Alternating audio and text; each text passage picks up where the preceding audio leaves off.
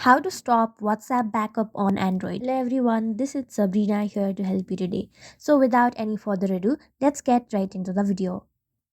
So first, open your WhatsApp and then go to settings. After that, go to chats.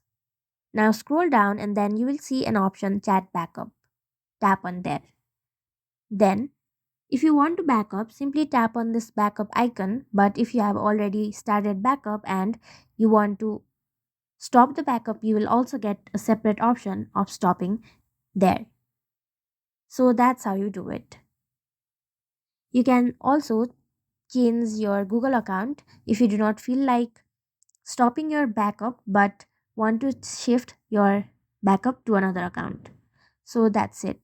Thank you for watching this video. Make sure to like, share, and subscribe to our YouTube channel. If you got any questions, comment them down, and I'll catch you in the next